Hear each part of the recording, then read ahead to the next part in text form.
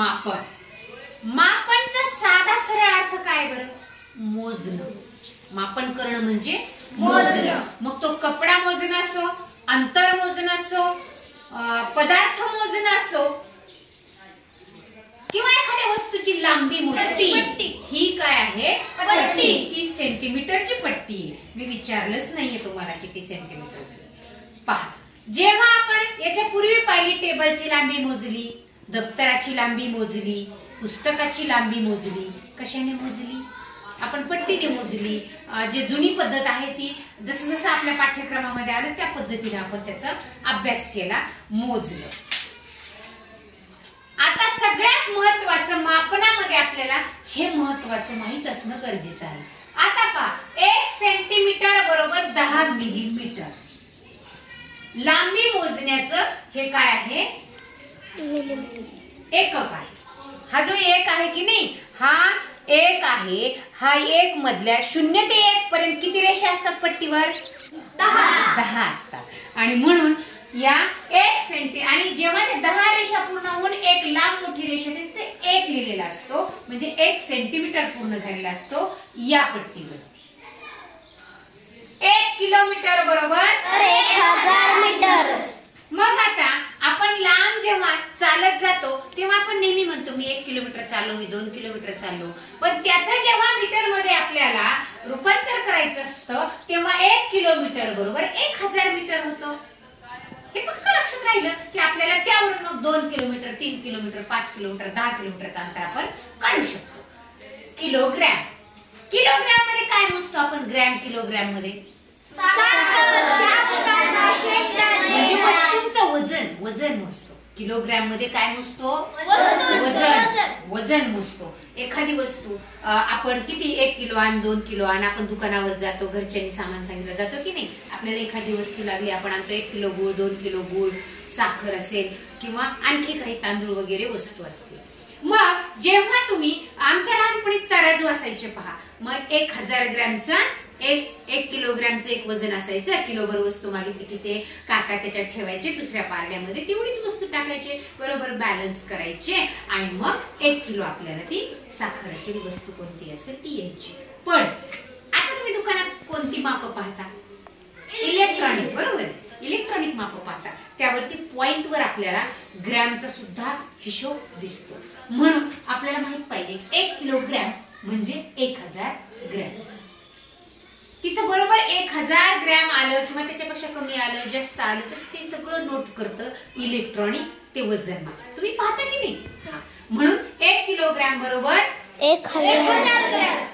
आता पहा, 1 मीटर बरोबर 100 सेंटीमीटर. तुम्ही दुकानात गेला 1 मीटर कपडा आणायला, तर दुकानदार काका काय मोजतात?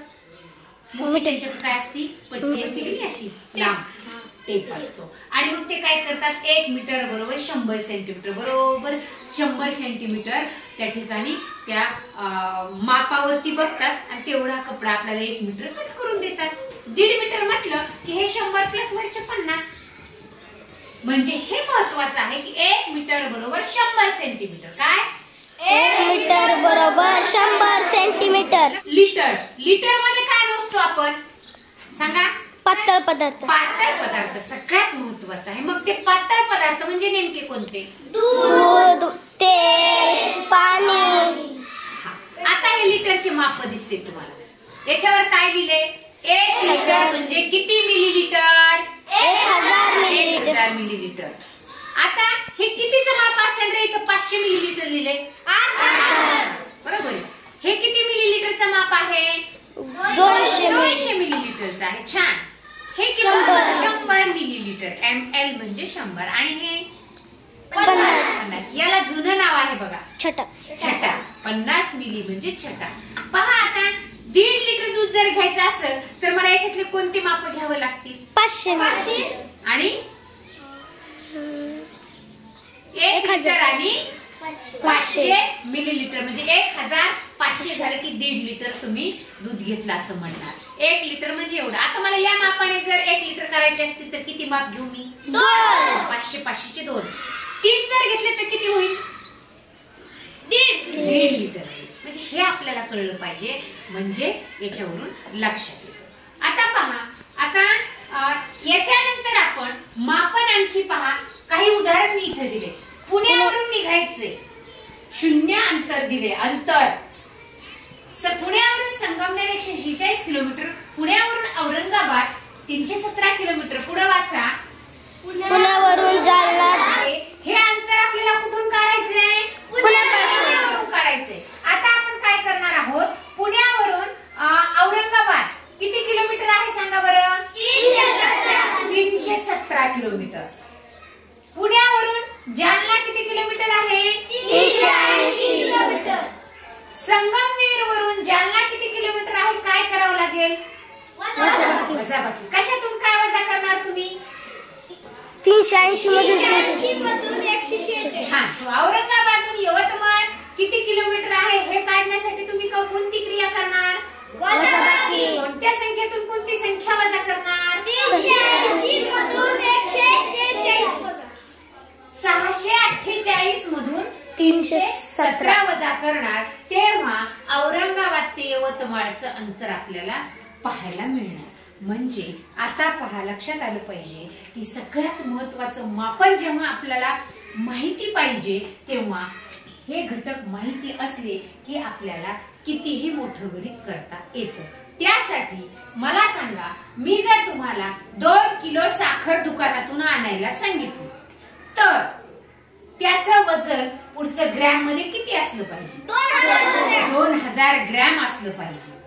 जर मी तुम्हाला 2 मीटर कपडा आणायला सांगितला तर तो किती सेंटीमीटर असला पाहिजे? 200 सेंटीमीटर असला पाहिजे. मी तुम्हाला एखाद्या वस्तूची लांबी मोजायला दिली किंवा 2 सेंटीमीटर म्हणजे किंवा 5 सेंटीमीटर बरोबर किती मिलीमीटर?